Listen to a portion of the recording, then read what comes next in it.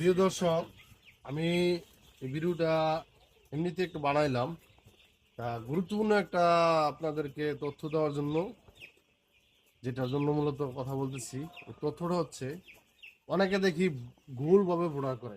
ভুলভাবে বলতে, বোর্ডিং এর সময় এই যে তিনটা বোর্ডার আমরা এখানে লাগাইছি, এই বোর্ডারের চতুর্দিকে কিন্তু প্লেনশিটটা গোল করে অনেকে বোর্ডার করে। এই গোল করে কিন্তু বোর্ডার করার চাইতে লম্বা ভাবে, মানে স্কোয়ার চার কোনা ভাবে বোর্ডার করাটা অনেক ভালো।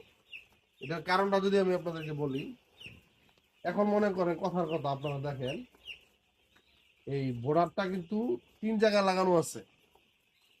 যার প্রয়োজন সে হিট নিচ্ছে, যার প্রয়োজন না সে কিন্তু ওই কর্নারে চলে যাচ্ছে, ওই পাশে যাচ্ছে, আবার কিন্তু তার প্রয়োজন হলে বোর্ডারের নিচে যাচ্ছে। কিন্তু আপনি যখন গোলভাবে বোর্ডারটা দিবেন, যখন বাচ্চার হিটের প্রয়োজন হবে না, তখন কিন্তু বাধ্য হয়েও তার ওইখানে থাকতে হচ্ছে।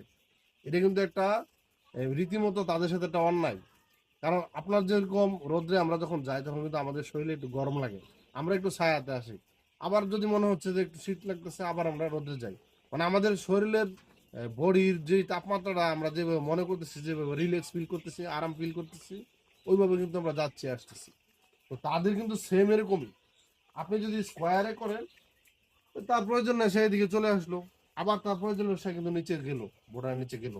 কিন্তু আপনি ভুলভাবে তাদেরকে বোর্ডার করে, তার প্রয়োজন যখন হচ্ছে না, শরীরে তাপ বেশি হয়ে যাচ্ছে, সে কিন্তু অন্যদিকে যেতে পারতেছে না।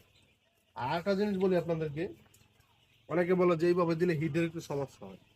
তাদের জন্য আমি বলতে চাই, এই যে দেখেন এখানে একটা এই পলিথিন আমরা টানা রাখছি, এটাকে বলে আমরা পার্টিশন বলি।